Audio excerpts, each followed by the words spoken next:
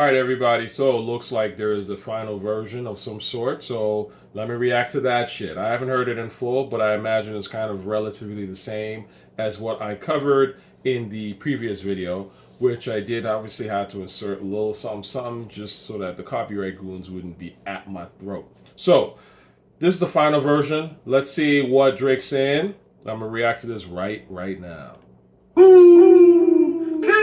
I've always liked that tag. It's a dope tag. Woo, shit hot. This is a better beat. Right away. Right away. Right away, I'm gonna say that that's a better beat. It's still not. Obviously this is the final version, so it's been mixed better, and they've added a little melody thing to it.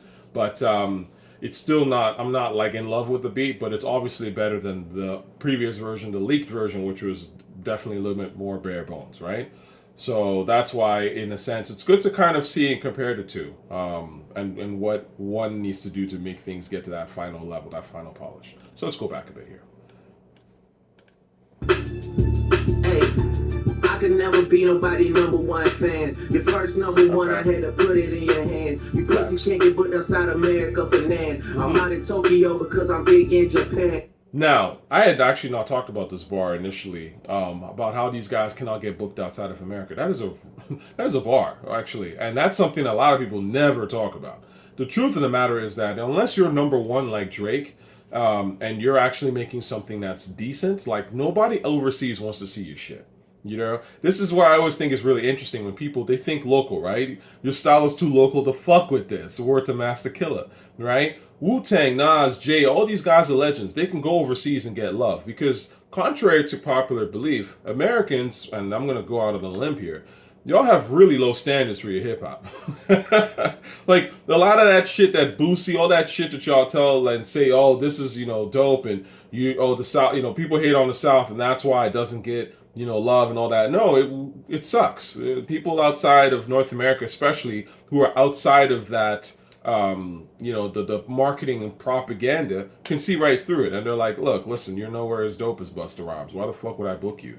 You know what I'm saying? Like, who's going to come out and see the shit? And look, I get the fact that ultimately this is, FBA territory or whatever, right? It's America. Americans tend to just look at themselves, and they don't really have a regard for what the rest of the world is doing, in a sense. And I respect that to a certain extent because, of course, I love y'all music, and I love y'all, right? I lived in the United States, and of course, I've always got a lot of love for the Americans. But what I am trying to say is that the world outside of America is a very large place. And it's not quite as organized, I would argue, as America, especially in the media arts.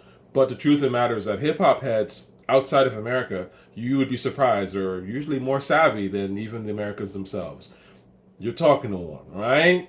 I'm not, I'm maybe in the minority, but I'm also kind of not. That's the truth of the matter. You go to London, you go to some of like Japan, you go to some of these other places, and they probably know hip hop more than your average American. Let's be real here. And they especially don't listen to that bullshit, whatever y'all, that Future, and they don't care about that shit. Anyway.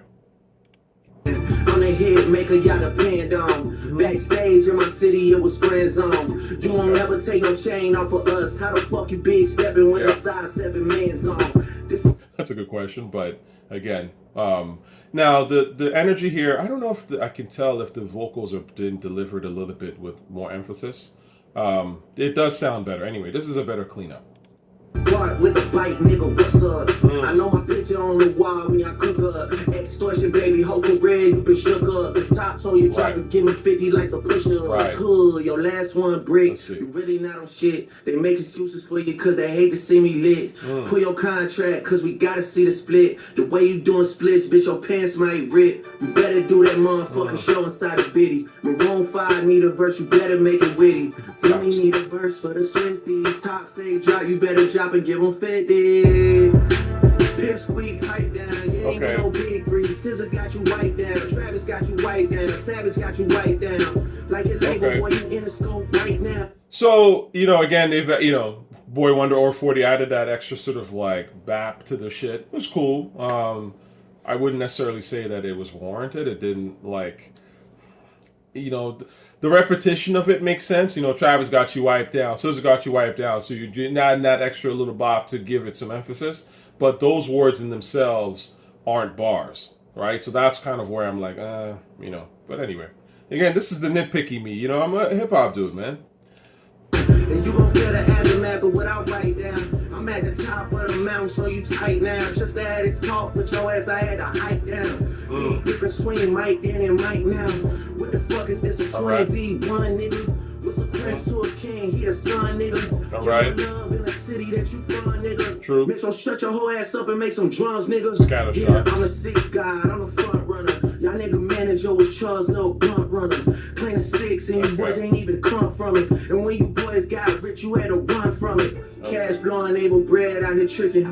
Shit we do for bitches, he doing for niggas. Again, musically just all cool. Spinning like you trying to fuck, boy, you tripping, Drizzy Chippendale, probably got your bitch in there. I just got them done, boy, don't make me at the Chippendale. Rolling loud stage, I was turned, that was sick as hell. Should've probably changed if it BM started kiss and tell. Hugs and kisses, man, don't tell me about no switches. I be rocking every fucking chain I own, next busy, ayy. I be with some bodyguards like Whitney. Let me pause this for a second. This line should have probably changed for BM, start to kiss and tell. Who's BM? I don't know. It's all too vague. And again, you know what I was talking about. There's very little. The more interesting stuff to me is the skills, the narrative, like how you set yourself up as an artist. The stuff about your baby moms and who you fucking is not that interesting. And again, it's always going to be, what about Jay? Well, you see, Jay kept that as a kill shot, right?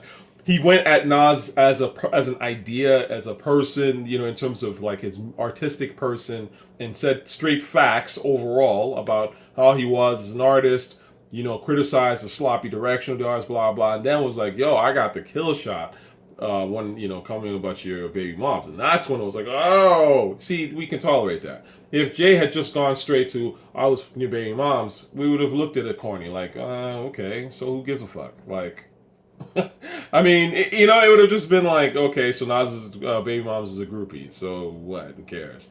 But it's like all the shit he said about Nas, hitting Nas when Nas was at his weakest point, and then coming with, oh, by the way, that's why I'm your bitch, right? Kind of shit. Then you're like, oh shit. You see, again, like, you got it. Two people can do the same thing or similar things, but one does it at a way higher level than someone else. Okay, they are not the same. Top say, drop your little midget ass, better fucking. Okay. Drop and give me 50. Niggas really got me out here talking like I'm 50. Niggas really got me out here rapping what I'm living. I might take your latest girl and cuff her like I'm Ricky. Can't believe he jumping in, this nigga turning 50. Every song that made it on the chart he got from Drizzy. Spend that little check, you gotta stay about my business, nigga. Shout out to the Hooper that be busting out the gritty. If that's a shot at Rick Ross, every song he made it on the chart, he got it from Drizzy. That's probably Rick Ross. Rick Ross is trash. I already told you. I'm not surprised about that. But a lot of these dudes, they would, of course, they would have no careers if it wasn't for Drake. That's why, of course, Drake is the man. That's the person you love to hate. We know why you mad, nigga. I ain't even tripping. All that little heartbroken Twitter shit for bitches. This for all the top dogs. Drop and give me 50. Drop. Yeah, I'm not really with this. And that fucking song y'all got to not start the beef with us. This shit been brewing in a pot, now I'm heating up. I don't care what Cole think, that dot shit was weak as fuck. That drop and give me 50 thing, military speak in a sense, it kind of reminds me of that Cannabis almost. Cannabis was a military dude, like second round knockout-ish. It doesn't really work for me. Typically people have to frame their diss tracks around a certain vision, certain metaphor, certain overarching idea, and I don't think that this was a good one personally.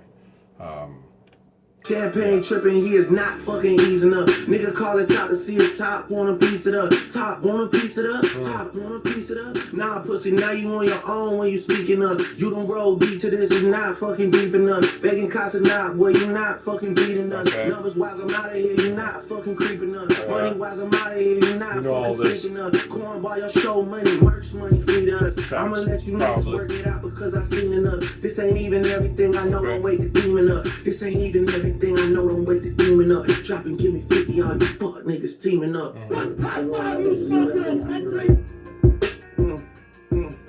Okay.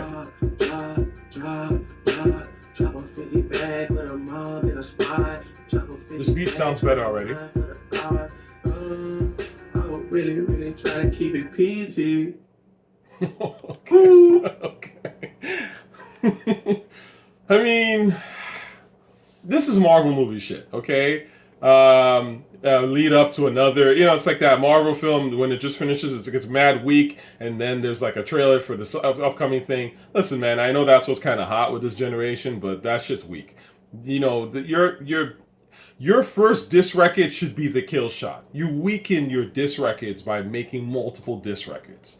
I mean, this is obvious, okay? There weren't multiple bridges overs. Okay, it was one, right? South Bronx came in, and then it was the bridge is over, right? Which was the real diss anyway, and it was over, okay? Slash, you're done, okay? It wasn't, oh, by the way, here's a trailer for another diss that might be coming in or whatever. No, like, just go straight. So I don't really like the fact that the beat changed and he didn't really do nothing with it. You know what I mean? Like, the beat that changed was even better. You should just spit on that shit the whole time.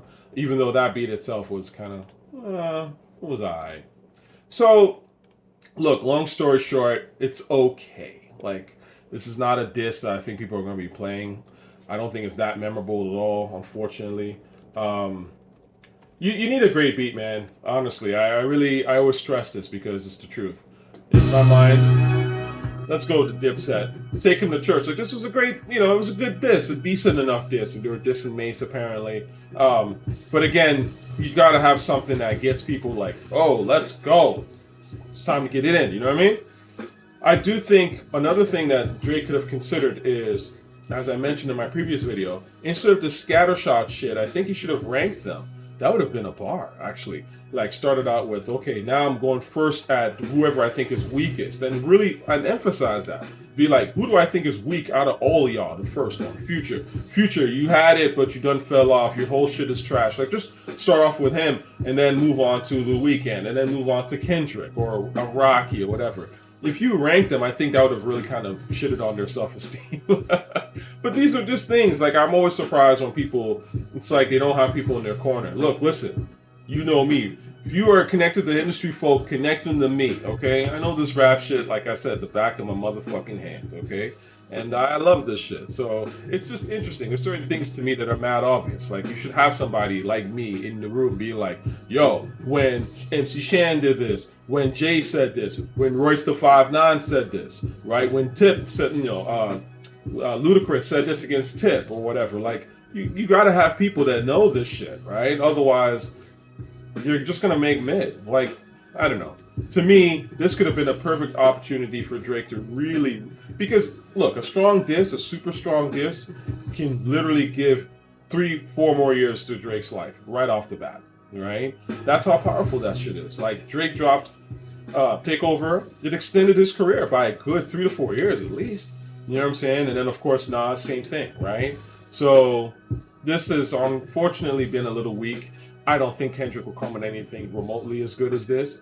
But hey, look, maybe Kendrick will make one song I actually give a shit about for the first time ever. If Kendrick actually comes with a strong diss, which, I mean, like, I don't think he ever will. But if he does, I mean, I think Drake's kind of let him in a little bit. I would say a little bit, right? So we'll see. Peace.